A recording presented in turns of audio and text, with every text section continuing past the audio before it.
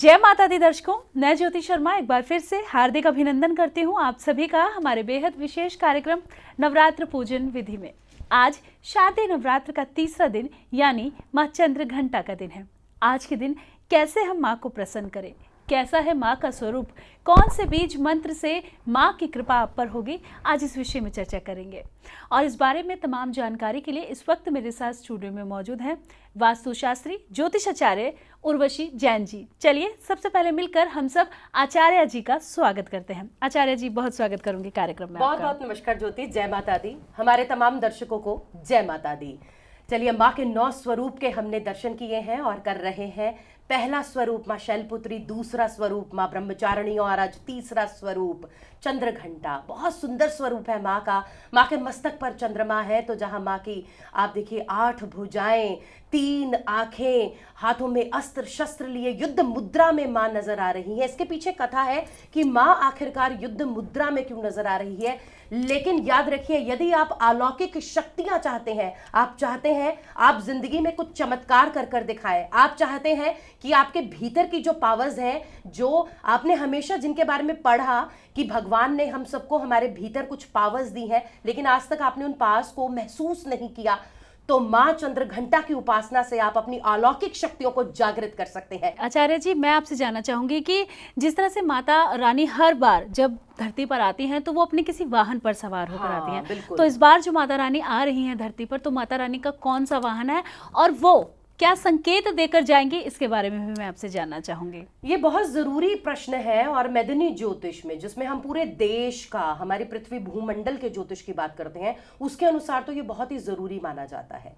कहते हैं अगर माँ का आगमन इस पृथ्वी पर रविवार या सोमवार हो तो माँ की सवारी हाथी होती है, और अगर माँ हाथी पर सवार होकर आती है तो वो संकेत है कि इस बार जल वृष्टि बहुत ज्यादा होगी, जरूरत से ज्यादा जो है जल बरसेगा। अगर माँ के नवरात्रों की यानी कि प्रथमा शुक्ल पक्ष की प्रथमा तिथि, किसी भी नवरात्रा की प्रथम तिथि अगर वार थर्सडे या फ्राइडे को आए, बृहस्पतिवार या शुक्रवार को आए, तो माँ का आगमन डोली में होता है। और जब माँ डोली में बैठकर आती है तो ये इंगित करती है कि जनधन हानि होगी, मौत का तांडव मचेगा, रक्तपात होगा, यानी कि देश में नुकसान होगा।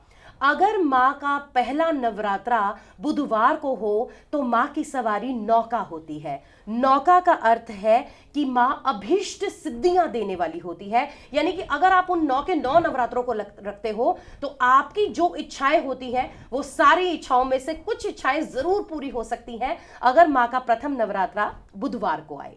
जैसे कि इस बार हमारे शारदीय नवरात्र 17 अक्टूबर से दिन शनिवार से प्रारंभ हुए चित्रा नक्षत्र के अंतर्गत, और कितना सुंदर संवत्सर, प्रमादी संवत्सर चल रहा है। तो ऐसे में यदि माता रानी मंगलवार या शनिवार को आगमन करती है पृथ्वी पर, जिस तरह से इस बार हुआ है, तो उनका वाहन तुरंग घोड़ा माना जाता है। घोड़ा राजा के परिवर्तन को इंगित करता है। अब राजे रानियों का दौर तो गया, तो अब राजा कौन?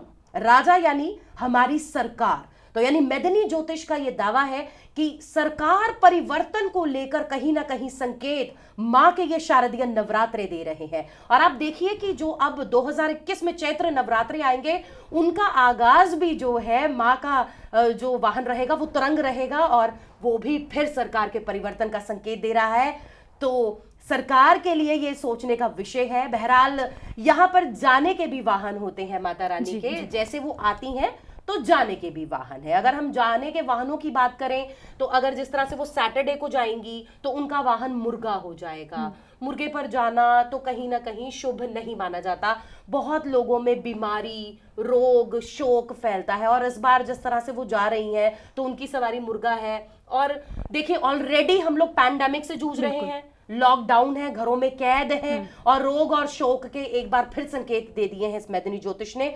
तो कहीं ना कहीं ये नवरात्रों में हमें माँ के आगे नतमस्तक होकर यही कहना है, सबसे पहला धन मांगना है, हम स्वस्थ रहें, प्रथम सुख निरोगी काया। तो आप सबने प्रथम सुख के लिए प्रार्थना करनी है। वो तो वीड्स है, वो तो अनचाही फसल है। जब आप सुख मांगेंगे अपने शरीर के लिए तो आपको धन दौलत शोहरत यश मान प्रतिष्ठा वैभव लक्ष्मी सब साथ मिलेगा, वो तो आपको मिल ही जाना है। जी आचार्य जी, जैसा कि हमने बात की माँ चंद्र घंटा के बारे में, तो अगर माँ चंद्र घंटा के स्वरूप की बात की जाए, इसके साथ ही माँ चंद्र घंटा को माँ चंद्र घंटा क्यों कहा जाता है, इस कथा की बात की जाए, तो मैं चाहूंगी कि आप हमारे दर्शकों को जरूर बताएं। माँ चंद्र घंटा तृतीय स्वरूप, आप देखें ध्यान से माँ के चित्र को, कितना सुनहरा रंग है। याद रखें आज के दिन माँ को सुनहरा रंग बहुत प्रिय होता है। चमकीला उनका रंग है, युद्ध मुद्रा में वो नजर आ रही हैं, अष्टभुजाधारी, अस्त्रों शस्त्रों धनुष बाण अंकुश पाश सब उनके पास चीजें नजर आ रही हैं उनकी इस स्वरूप में। इसके पीछे कथा है कि आखिरकार माँ ने ये स्वरूप क्यों लिया, क्यों उनको अस्त्र शस्त्र उठाने की जरूरत पड़ गई। कहते हैं कि जब देवता पीड़ित हो गए असुरों के प्रकोप से, खास तौर पर महिषासुर के प्रकोप से, तब वो देवी माँ की शरण में गए और तब माँ ने चंद्र घंटा माँ का स्वरूप धारण किया। और उन्होंने जब अपनी आंखें लाल हो गई गुस्से से, कोप से, और अपनी तनी हुई भौहों से ही सिर्फ महिषासुर की तरफ देखा तो वो माँ के कोप को देखते ही मर गया। कहते हैं ना कि जब यमराज सामने खड़ा हो तो किसी भी व्यक्ति के प्राण निकल जाए, ठीक महिषासुर के साथ यही हुआ।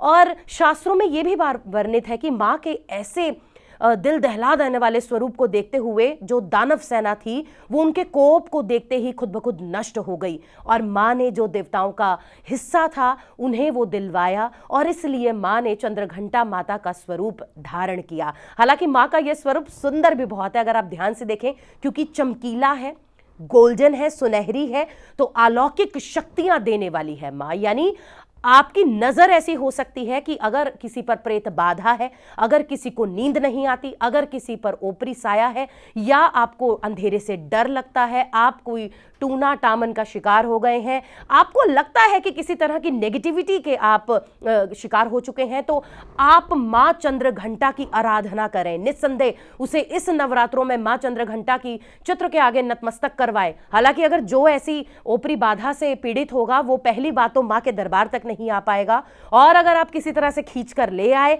तो वो सामने बैठ नहीं पाएगा, और अगर बिठा भी लिया आपने पकड़ के तो वो नतमस्तक नहीं होगा। तो ये भी माँ की महिमा है कि माँ के दरबार को हर कोई सजा नहीं सकता, उनके रूप को कोई सवार नहीं सकता। याद रखें, जब जब आप हर रोज नवरात्रों में माँ की आराधना करें, माँ को सजाएं, माँ का श्रृंगार करें। आप खुद भी स्वच्छ कपड़े पहनकर बैठें, लेकिन माँ का श्रृंगार जरूर करें। माँ को तिलक लगाएं, माँ को भोग उनके आगे अर्पित करें, माँ को प्रसाद पंचमेवा श्रृंगार की चीजें रखें, सिंदूर रखें। हाँ, तृतीय नवरात्रि पर सिंदूर रखने का विशेष महत्व है, इस पर भी हम चर्चा करेंगे। जिस तरह से स्वरूप की चर्चा थी, तो आप इस स्वरूप को अपने मन में जरूर धारिए अगर आप मेडिटेट करना चाहते हैं। जी, तो आचार्य जी यही सवाल मैं आपसे पूछना चाहूंगी कि आपने कहा कि तृतीय नवरात्र पर सिंदूर की हम चर्चा करेंगे। हाँ। तो क्या है सिंदूरी तृतीया, इसके बारे में मैं आपसे जानना चाहूंगी। बिल्कुल, इसे सिंदूरी तृतीया के नाम से भी जाना जाता है। क्यों इस दिन सिंदूर भरकर, सिंदूर से होली खेलकर इस त्योहार को मनाया जाता है? आप देखिए, बंगाल की तरफ तो इसे बहुत धूमधाम से मनाते हैं।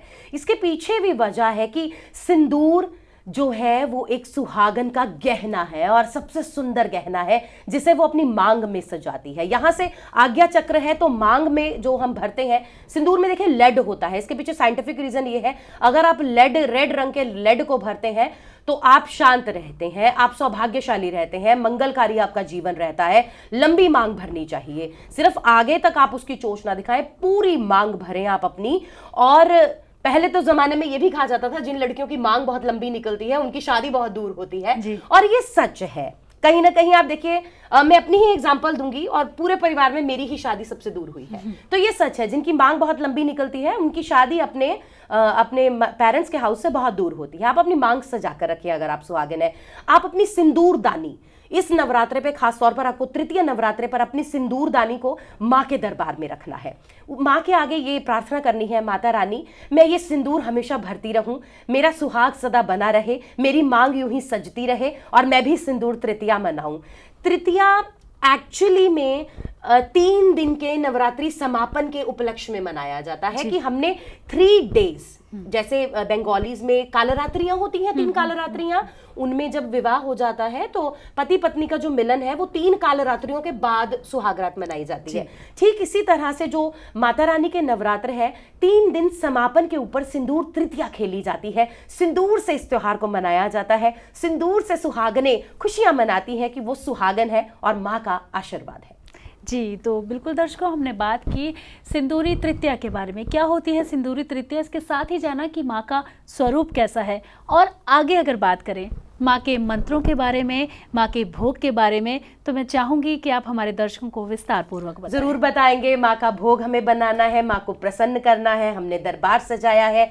दूध या दूध से बनी हुई वस्तुएं, आप कुछ भी माँ को अर्पित कर सकते हैं। घर में दूध है, आप दूध से बनी वस्तुएं, खीर दे सकते हैं। आपको खीर आज नहीं बनानी है तो आप चाहते हैं आप मक्खन आगे रख दें। आप ये ना सोचे कि कान्हा जी को ही मक्खन प्रिय है। दूध और दूध से बनी वस्तुएं, मिष्ठान आप उनके समक्ष रख सकते हैं। स्तुति मंत्र वही है, या देवी सर्वभूतेषु चंद्र रूपेण संस्थिता नमस्तस्यै नमस्तस्यै नमस्तस्यै नमो नमः। ये स्तुति मंत्र आपको हमेशा अपने हृदय में, अपने मस्तिष्क में हमेशा याद रखना है। बीज मंत्र आप नोट करें। पूजन विधि चंद्र घंटा माँ की भी वही रहेगी। स्वच्छ आसन पे आप कोशिश करें आपके पास लाल रंग का आसन हो, अन्यथा अगर आप धन की प्राप्ति चाहते हैं, अगर आप चाहते हैं माँ लक्ष्मी खनखनाती हुई बरसे, तो आप पीले आसन का प्रयोग करें। ऊनी आसन हो या फिर सूती आसन हो, नया आसन हो, या आप उसे धो लें अगर आपने उसे पिछले नवरात्रों में यूज किया था। पीले रंग के आसन का उपयोग कर सकते हैं या लाल रंग के आसन का उपयोग कर सकते हैं।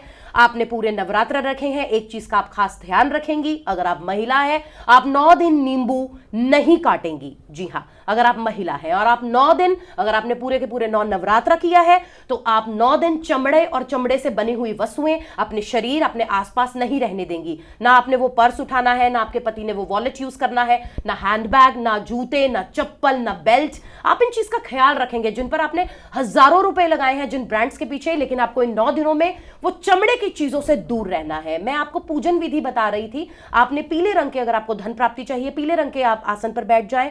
अब आप उस आसन पर, क्योंकि मां चंद्रघंटा को लाल रंग का फूल बहुत प्रिय है, आप हाथ में एक लाल रंग का फूल लें।